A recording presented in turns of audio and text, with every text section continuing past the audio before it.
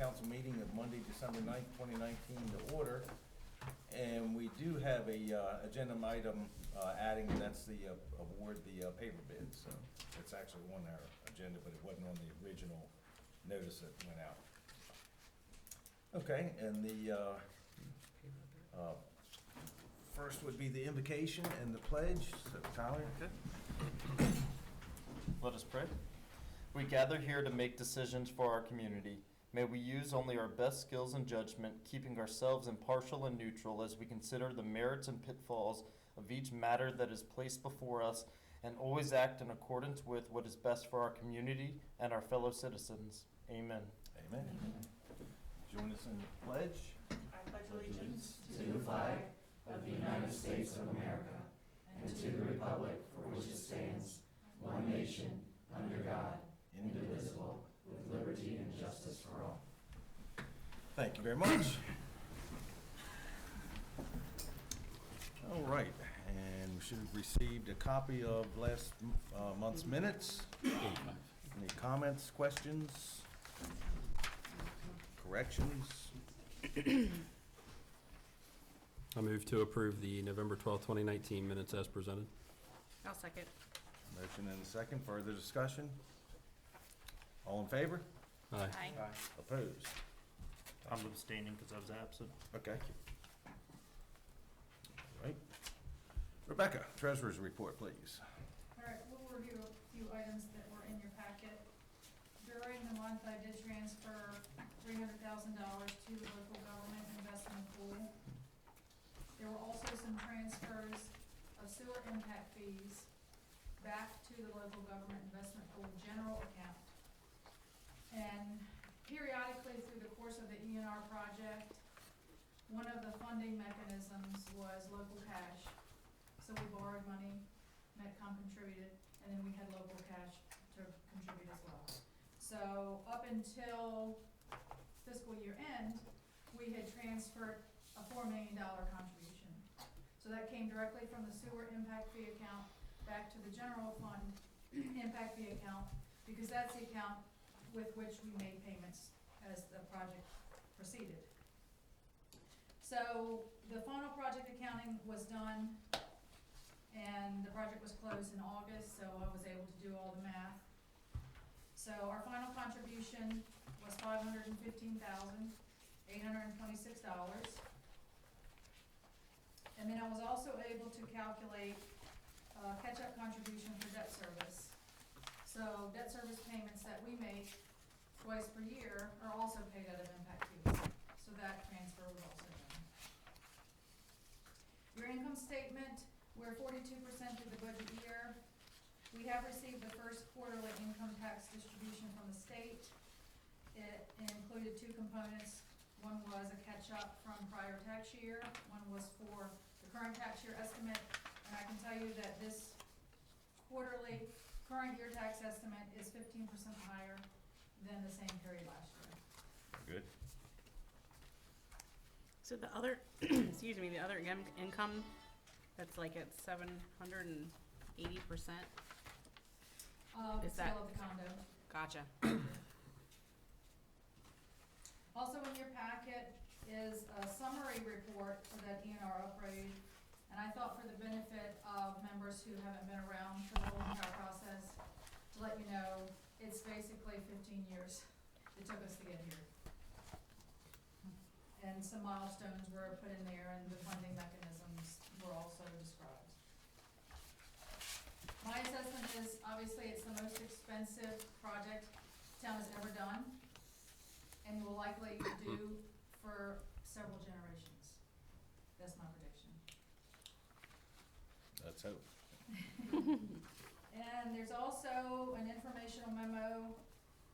It's something that I'm required to do each year, just to make you aware of all of our outstanding tax exempt debt, and that there are stipulations that come with that debt as long as it's outstanding. And so those details are in that memo. Today, I worked on the budget request that is submitted to the county for the tax rebate.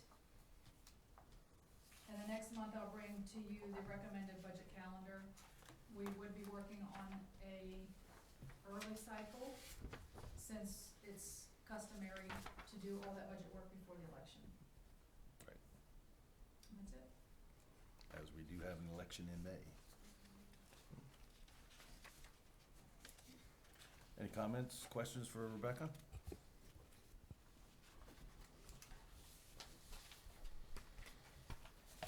Thank you very much. Thank you. Okay, Jada, P and Z? She's not here. Oh, she's not here, okay. But I believe there was no meeting last month for planning and zoning, and I believe the only item on the agenda this month would be the Woods Rest subdivision, if you all approve the EDU request today. Thank you. Okay, and everyone should have gotten a copy of the police report. I know Christy's not with us today. She's just moved yesterday, I think you said? No, her back is. Her back, that's right, back. From now. moving. From moving, yes. Okay, Laschelle, we'll move on to your report. Okay. Christy. So the first item on my agenda is the town, in partnership with Visit St. Mary's and the St. Mary's County Museum Division, have been awarded the 2019 Maximizing Opportunities Award for the Potomac Jazz and Seafood Festival weekend.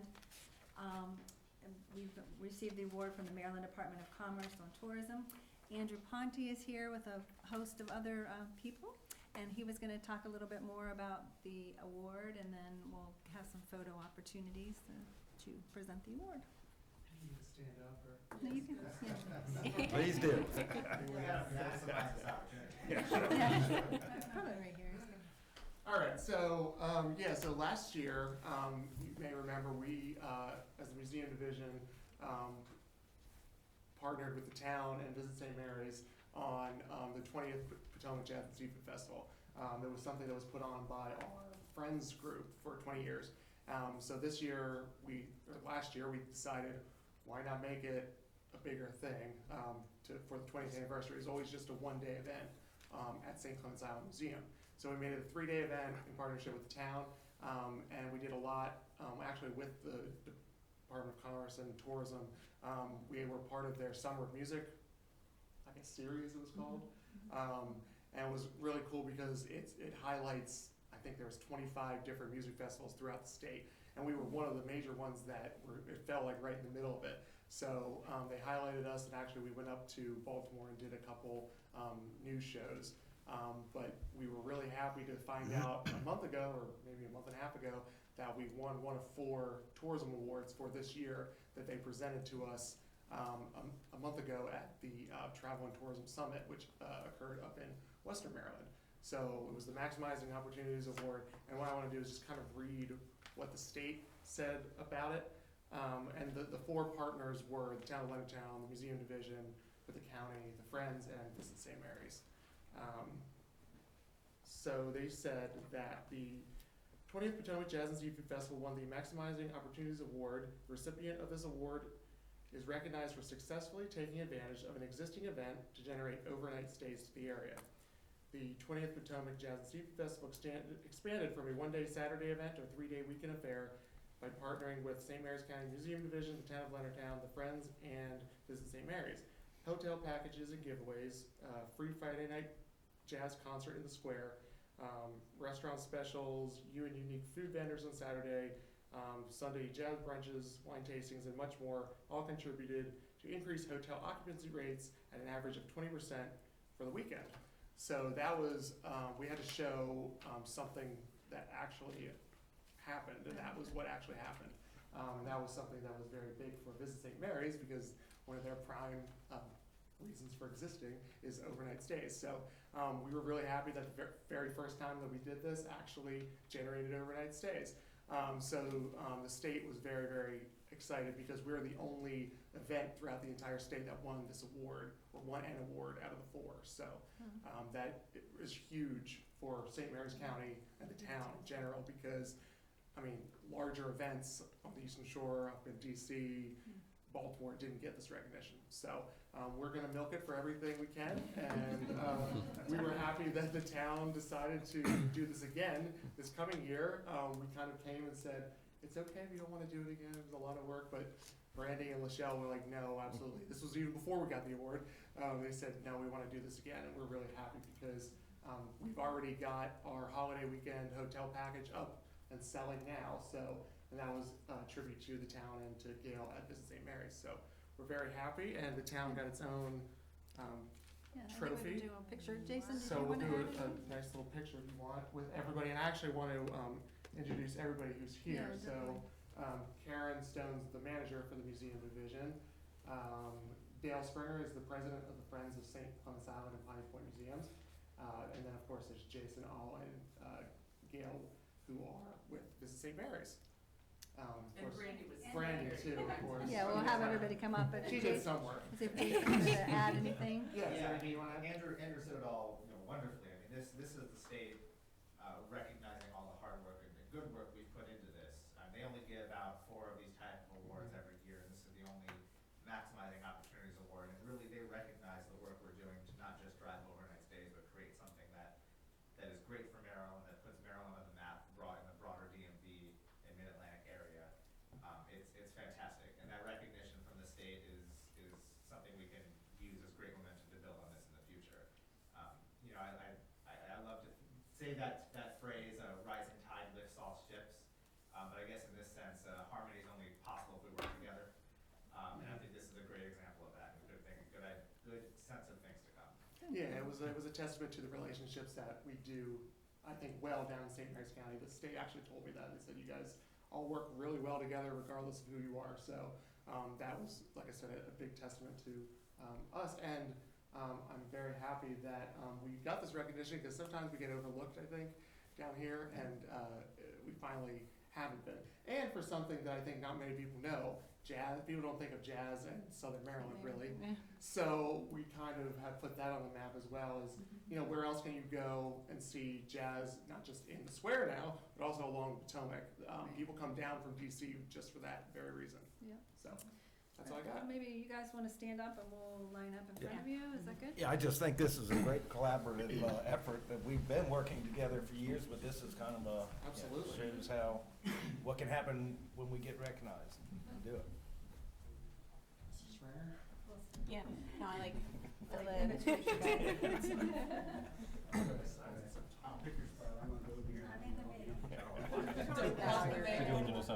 Yeah, there you go. On one knee, everybody on one knee.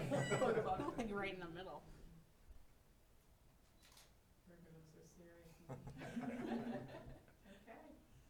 Great. Thank you very much.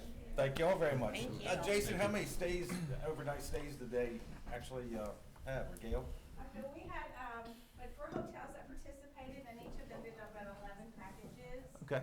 But that's not all it stays. Sure. That was just the packages. Yeah. So the hotels were 20% more full than they were the year before, so that kind of gives you an In idea. fact, Friday night and Saturday night, there were double-digit growth in overnight occupancy, year over year for that event. Right. So I'm very happy with that. And Good. also South County was very busy with their B&Bs and such as well, so. We and our Good. jazz ambassador went around Leonardtown to all the brunches and Port of Leonardtown and Shepherd's Oldfield, everywhere that had stuff, and she's talked to almost everybody, because that's what she does.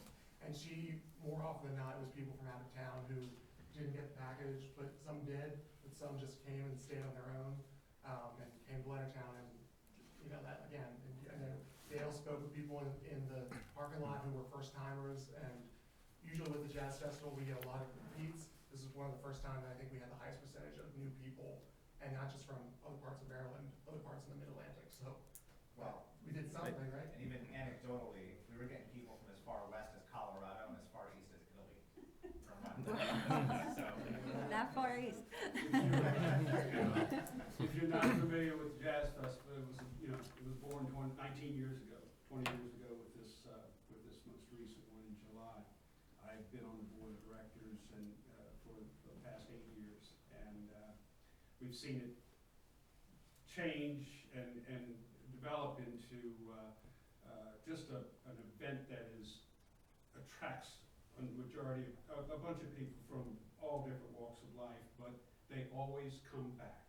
And as part of my responsibility, I kind of spend my time in the crowds asking them, and they love the island, they love the view, they love the venue, they love the music.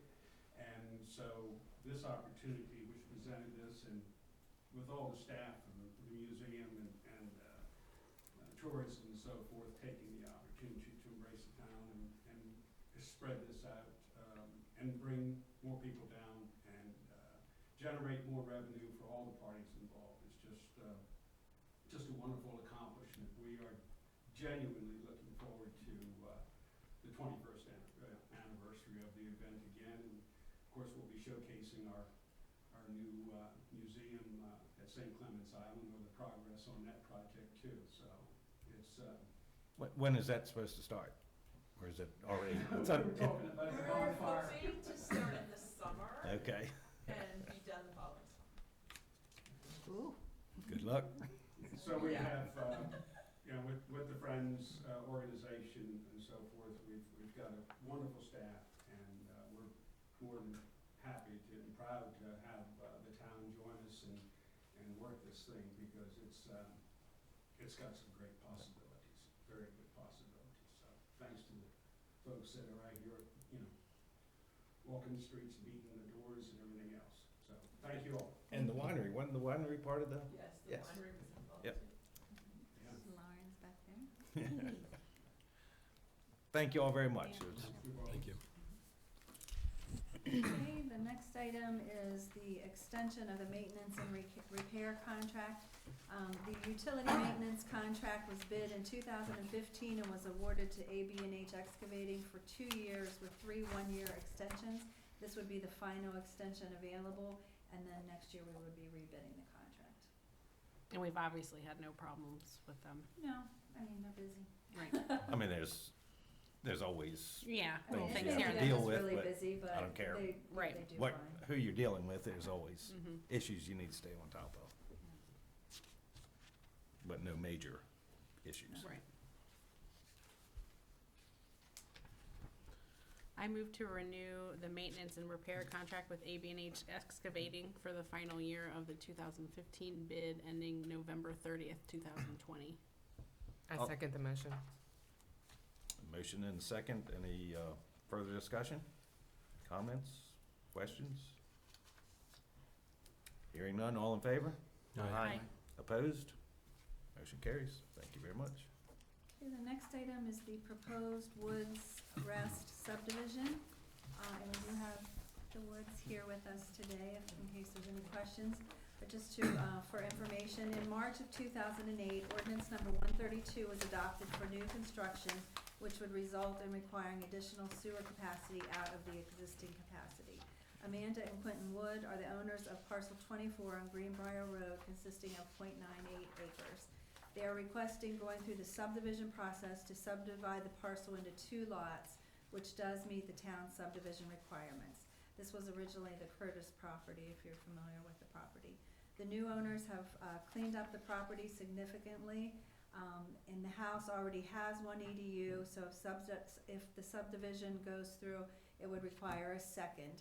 In order to proceed to the planning commission, the council would need to approve the project for sewer capacity under ordinance number 132. The Woods came to the council to subdivide the adjoining lot in April of 2019 and were allocated 2 additional EDUs for infill development. And I did attach some photos so that you could see some of the construction that is taking place. So the house right before the Curtis's is not yours, but the one right after it is, correct? Okay. So I had labeled those on the pictures. So a lot of infill going on there, and the houses are really nice, and it's just a significant improvement to what had been there previously. Any questions? And this is allowed, infill is allowed in the ordinance 132.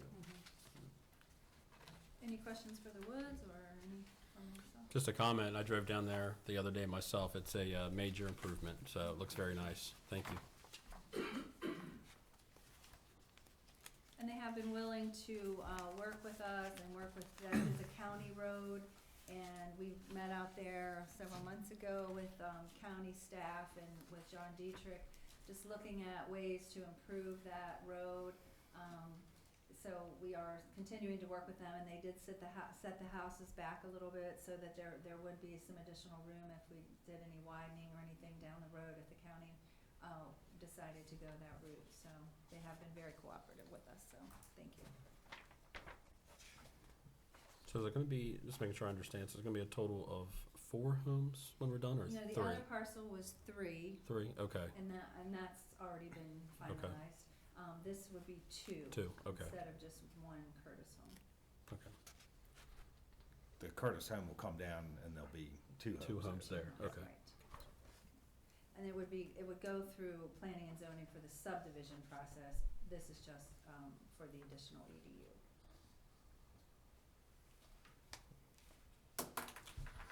How many EDUs do we have remaining? I didn't bring the number, what is it, 180 something? 182.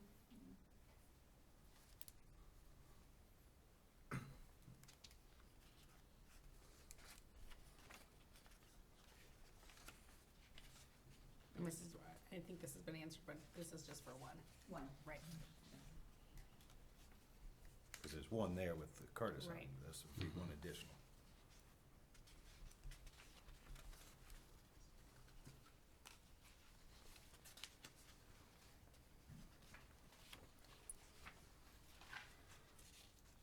All right, I move to approve availability of an additional EDU for the proposed Woods Rest subdivision.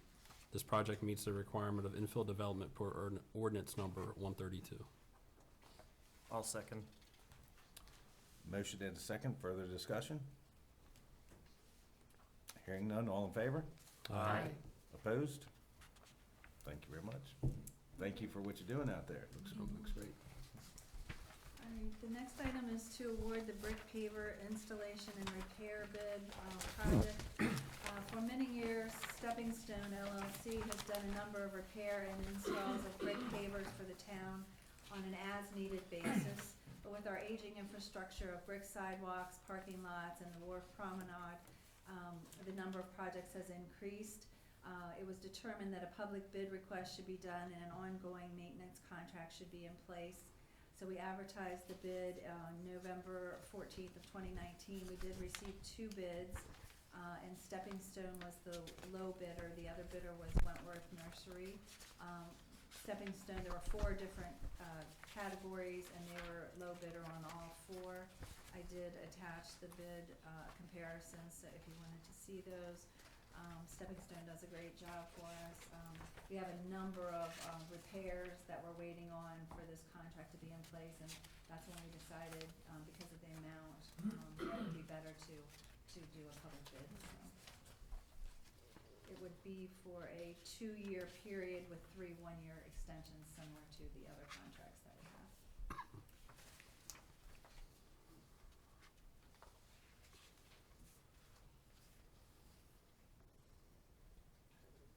And I think you've already said, Laschelle, but they've done work for us in the past, Yeah, and for we've many been years. pleased with everything they've done. They've actually, they did the compass rows and laid all the brick pavers at the wharf. They did the 2 parking lots that are pavers, and they do a lot of repairs for us as well.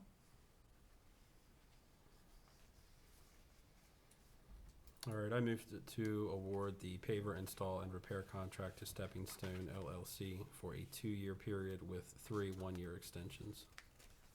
I'll second. Motion and a second, further discussion? Hearing none, all in favor? Aye. Opposed? Thank you very much.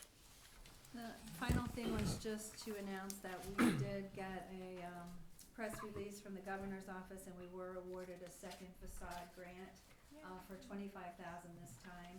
The previous one was $50,000. So many of the projects have, I think we have four of them that are pretty much completed, and several that are underway. So that's exciting to be able to continue that program into the next year.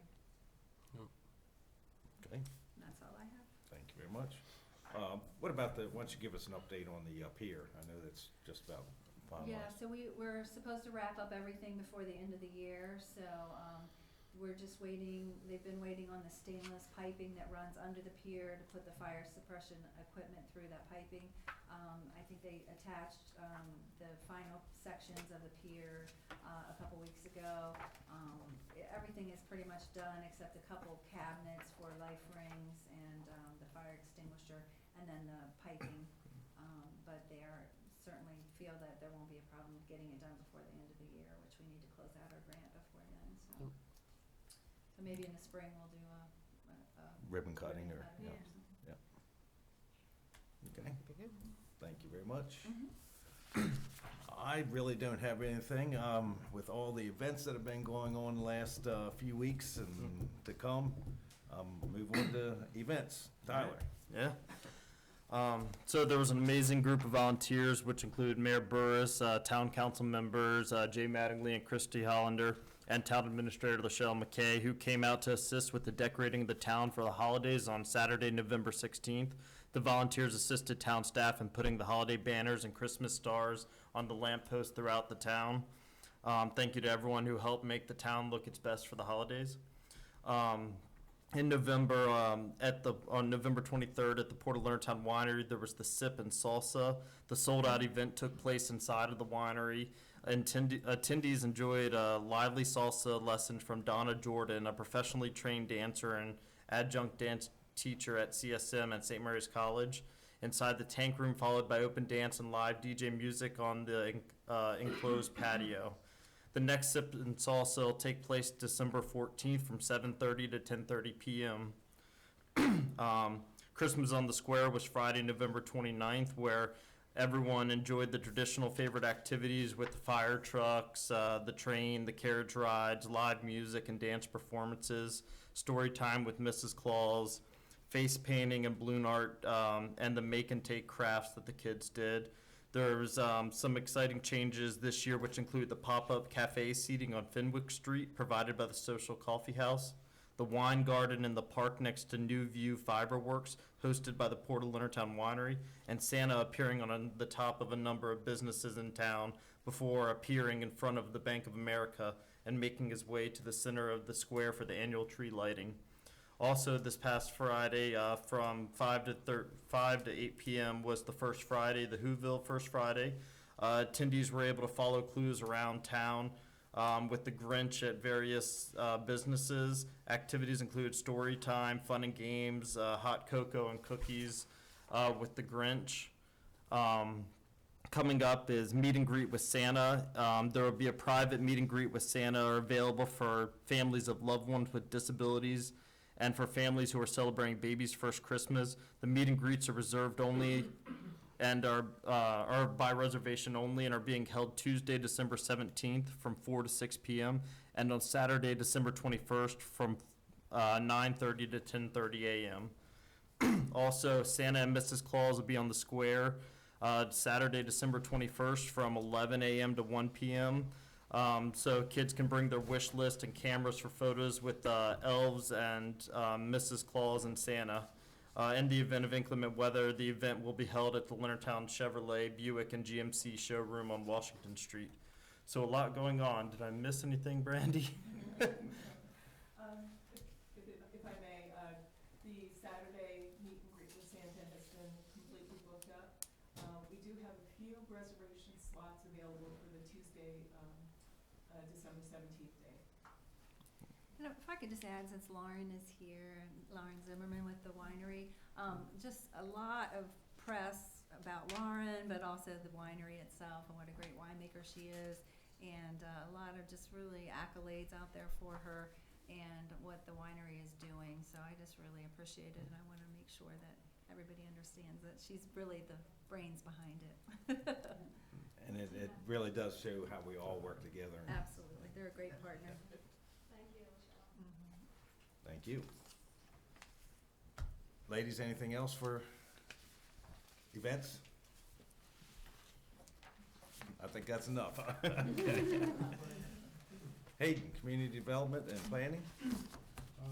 Lots of new occupancy permits for some of the houses that were scheduled to be built, and there's a few businesses that are planning to open and renovating on the the inside. New owners of the bookstore are with us, and that's up and running. The